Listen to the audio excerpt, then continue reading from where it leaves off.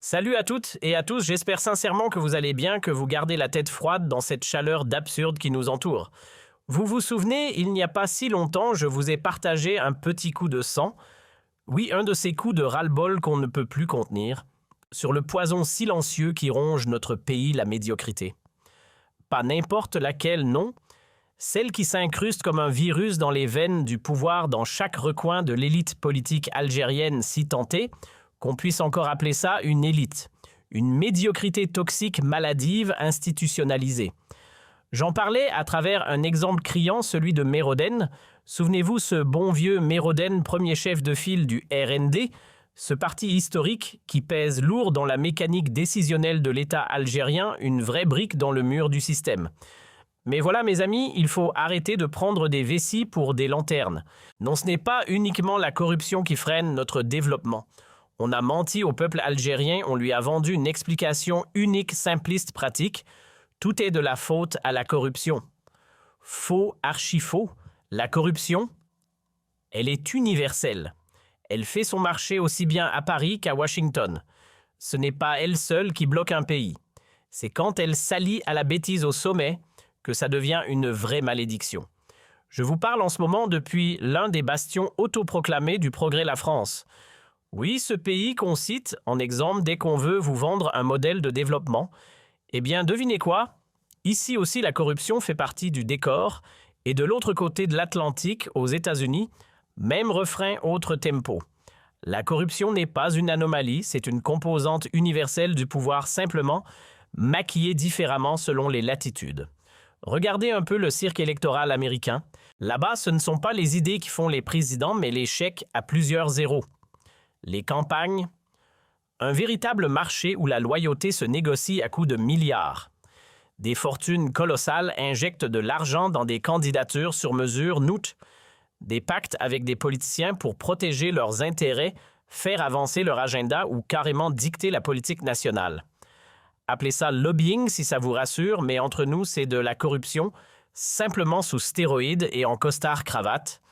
Il est temps sérieusement que les Algériens, femmes comme hommes, sortent de cette illusion confortable. Non, ce n'est pas uniquement la corruption qui a mis notre pays à genoux.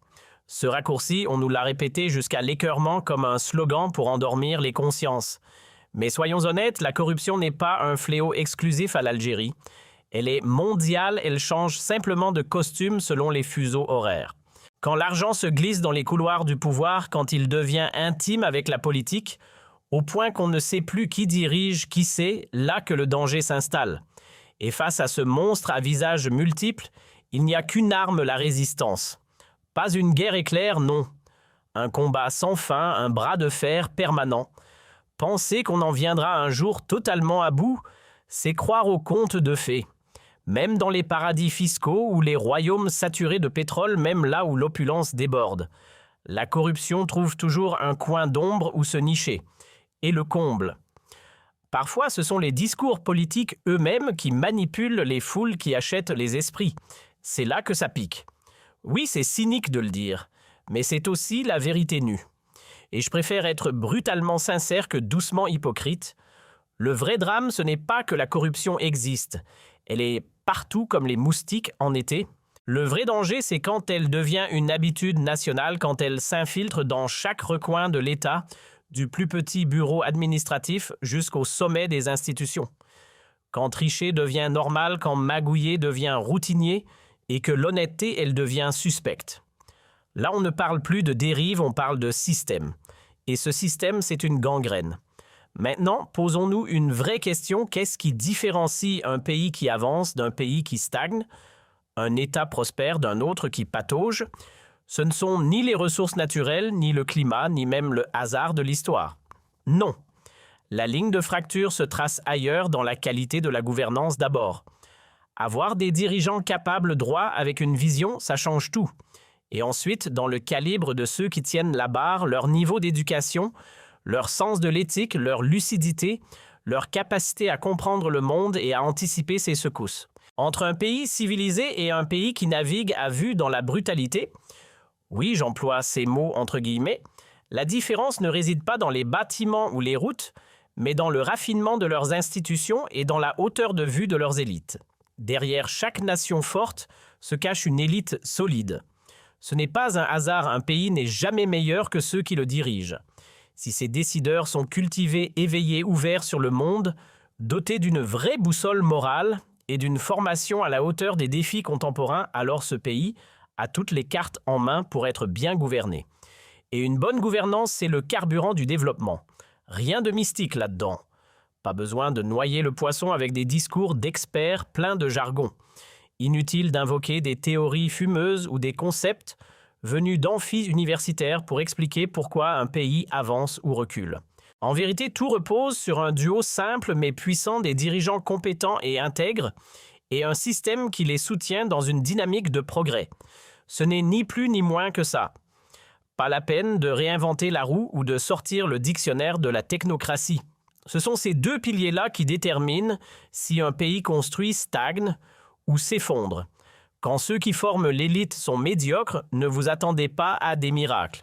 C'est l'ascenseur direct vers le sous-développement. Pourquoi? Parce qu'une élite faible produit des dirigeants encore plus faibles, incapables de diriger, de décider, de visionner quoi que ce soit. Le résultat? Un pays à la dérive sans gouvernail, sans cap, sans souffle. Et le pire, c'est que la médiocrité, quand elle n'est pas seulement intellectuelle, mais aussi morale, devient un cocktail explosif. Sans éducation, sans culture, sans éclairage intérieur, l'homme se dégrade. Il devient agressif, borné, cruel. L'ignorance n'est pas juste un vide, c'est une porte ouverte à la brutalité.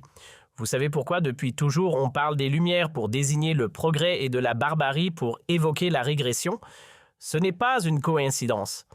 Même si les mots peuvent choquer parfois, il faut les dire tels quels. J'emploie ces termes volontairement pour qu'on saisisse bien la fracture.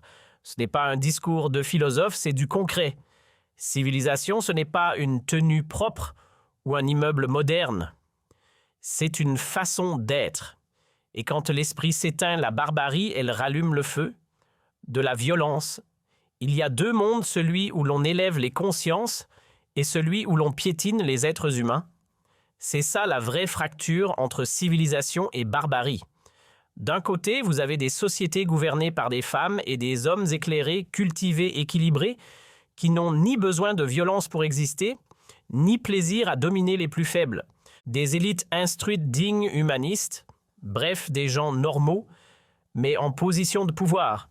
Et puis il y a l'enfer sur terre des pays où ceux qui tiennent les rênes sont aussi brutaux que bornés. Là, l'autorité se confond avec la cruauté. On emprisonne sans raison, on torture pour le plaisir, on fait taire dans l'ombre, on viole les droits comme on change de chemise. Ces régimes où le pouvoir devient une machine à broyer les citoyens ont une chose en commun.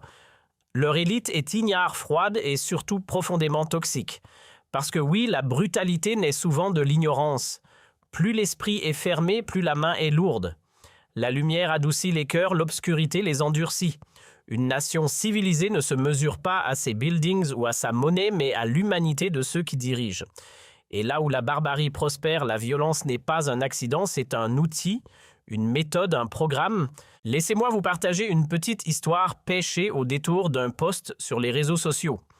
Une histoire simple mais qui en dit long. Elle illustre à quel point l'Algérie d'hier n'a plus rien à voir avec celle d'aujourd'hui. Et c'est là que ça pique. Le problème, voyez-vous, c'est que on vit tous avec une image figée du pays. Une Algérie enfermée dans les souvenirs sombres de la décennie noire. C'est cette version-là traumatique qui est devenue notre repère collectif. Et ce n'est pas un hasard. Dans un pays où plus des 3/4 de la population ont moins de 35 ans, c'est logique que la mémoire soit jeune et donc marquée par les années 90. Rien d'étonnant, la moitié des Algériens ont moins de 25 ans. Résultat, une génération entière a grandi avec pour toile de fond la peur, la violence, les silences. Ce passé-là a façonné notre regard sur le présent. On juge l'Algérie d'aujourd'hui avec les lunettes d'un passé ravagé. Et forcément, ça déforme tout. Oui, il faut avoir le courage de le dire, à certains moments de son histoire, l'Algérie a flirté avec la barbarie. Et pas celle importée de l'extérieur, non. Celle que l'on s'est infligée entre nous.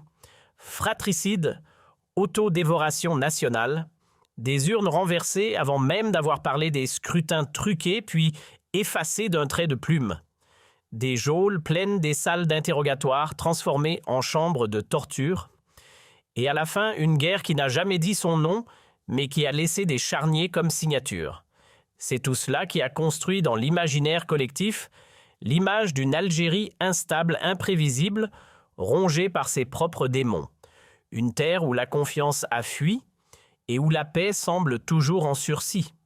Même les années d'accalmie sous Bouteflika, une parenthèse de calme, relative de reconstruction, presque de prospérité, n'ont pas suffi à effacer ce passé sanglant. Et comme si l'histoire se répétait en boucle, la crise de 2019 est venue tout fracasser retour de la répression musulmane, des voies arrestations arbitraires, libertés piétinées. On croyait avoir tourné la page, on a juste changé la date en haut du chapitre. Mais avant que les années 90 ne viennent tout brûler, il y avait une Algérie différente. Une Algérie qu'on oublie, qu'on efface, qu'on ne raconte plus. Et c'est d'elle dont je veux vous parler aujourd'hui, à travers une histoire que j'ai lue sur Facebook. Elle a été postée sur la page d'un certain T. Nassab, le fils du défunt général Ben Nassar. Bon, on va faire simple, je ne suis pas là pour parler de lui en long, en large et en travers. Ce n'est ni son rang, ni son nom, ni son destin tragique qui m'intéressent ici. Ce qui m'a touché, c'est le témoignage qu'un inconnu lui a adressé. Un message venu du passé. Toufik Ben Nassar, pour ceux qui n'ont pas grandi avec les acronymes militaires, c'était l'un des piliers de la justice militaire en Algérie. Juge d'instruction à Blida, puis magistrat à Oran, avant de finir à Constantine. Toute une carrière passée à faire vivre un appareil judiciaire au sein même de l'armée. De 1967 à 1990, il a navigué entre les tribunaux comme un vieux loup de mer dans la tempête, jusqu'à prendre les commandes de la justice militaire nationale entre 1999 et 2005. Il est mort dans un accident officiellement, les rumeurs, les spéculations. Il y en a. Mais là n'est pas le sujet. Ce que tout le monde reconnaît, c'est que Ben Nassar était une figure, une pierre angulaire, presque un architecte du système judiciaire militaire algérien. Et à travers ce témoignage, c'est toute une époque qui ressurgit. Une époque où la justice avait encore un visage humain, où l'uniforme, aussi rigide soit-il, pouvait encore incarner la dignité. Non, ce n'est pas du général Ben Nassar que je vais vous parler aujourd'hui. Ce n'est ni l'homme ni son parcours qui m'intéressent ici. Ce que je veux partager, c'est une parole, un témoignage que j'ai lu et qui m'a sincèrement bousculé.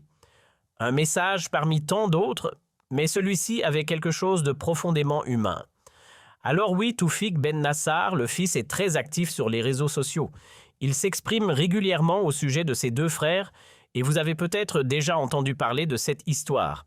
L'un d'eux, Banab Nassar, fut consul d'Algérie à Alicante, mais surtout un colonel affilié au service de renseignement extérieur, la fameuse DDSE. L'autre frère, Nasr Ben Nassar, est quant à lui commissaire, du moins c'est ce que j'ai compris. Il travaille pour la DGSN, la Direction générale de la Sûreté nationale.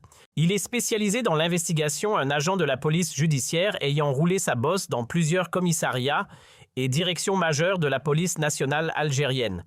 Mais aujourd'hui, oubliez les titres, les grades, les organigrammes.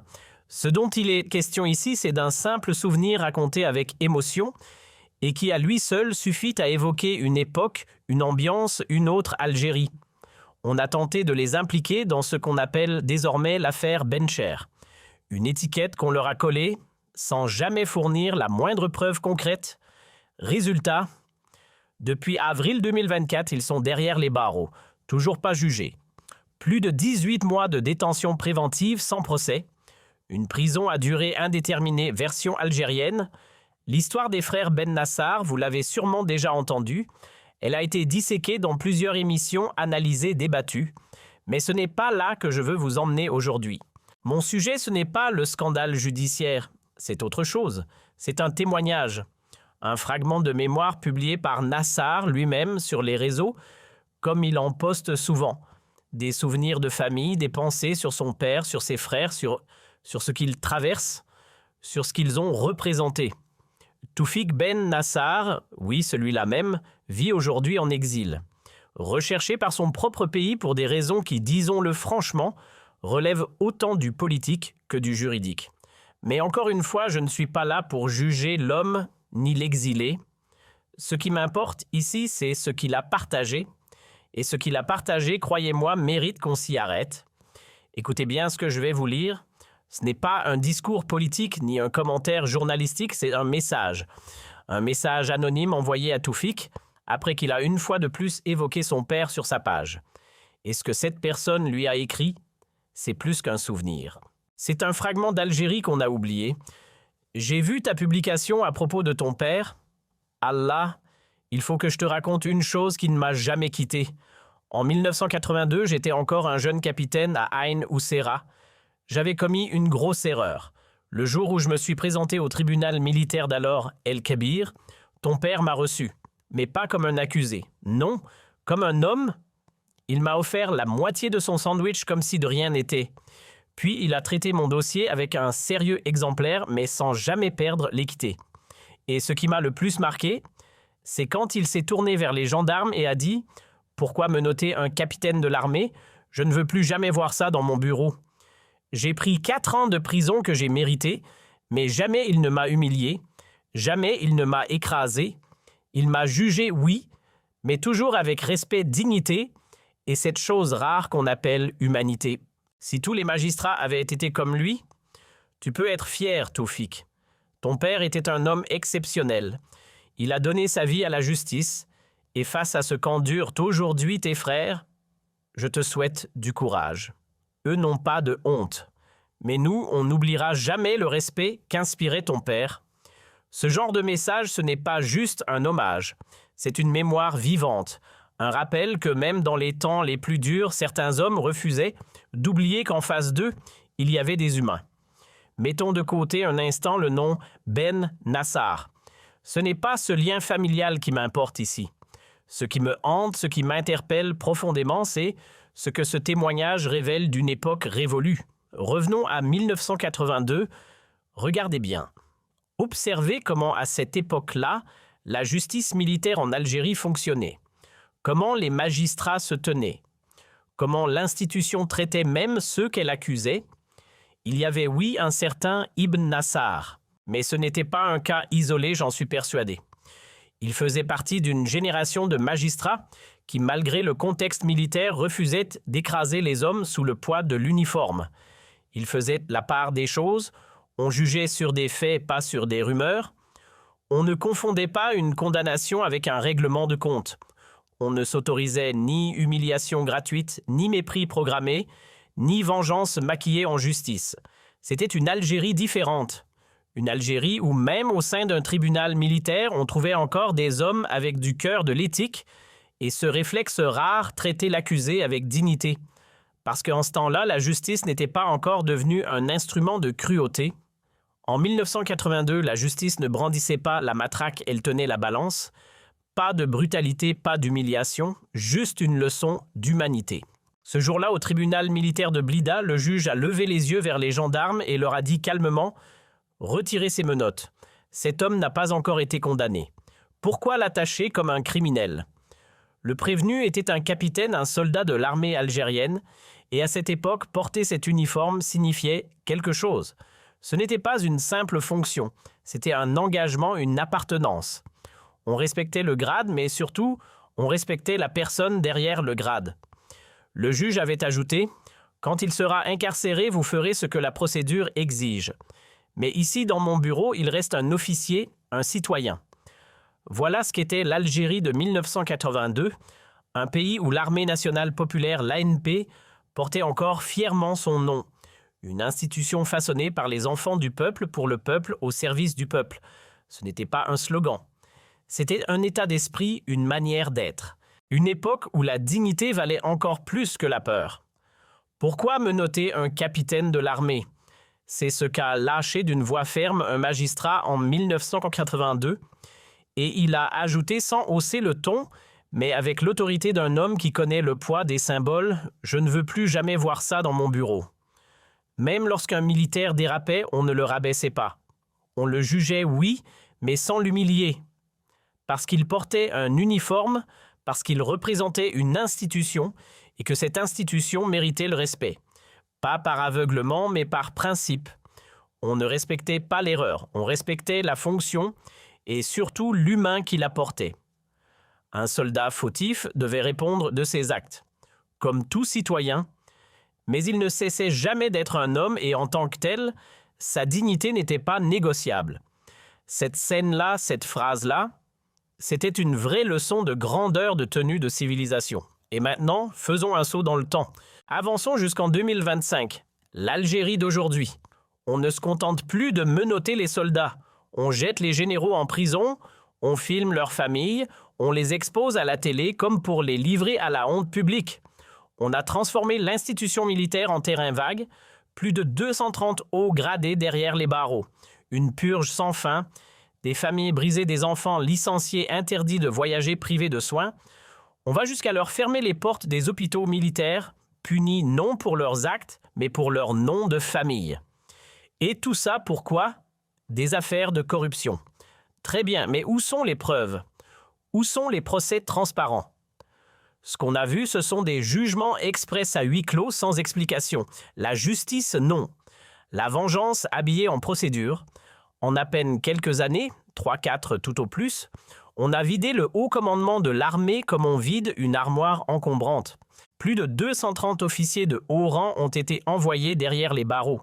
Et pas des seconds couteaux, non des commandants de région, des chefs de corps blindés, des généraux d'aviation, de marine, de renseignement, d'unités spéciales de télécom. Tout y est passé. Des consuls devenus colonels, des colonels devenus prisonniers des patrons de services secrets, devenus fantômes du système. Un nettoyage au Karcher version militaire. L'armée, celle qu'on appelait autrefois nationale et populaire, est aujourd'hui transformée en institution marginalisée, piétinée, humiliée. Et si vous espérez des procès juste oubliés, ce qui se passe dans les tribunaux militaires ressemble plus à du théâtre de l'ombre qu'à de la justice. Les audiences sont expéditives, les charges opaques, les verdicts tombent comme des couperets, sans explication, sans débat.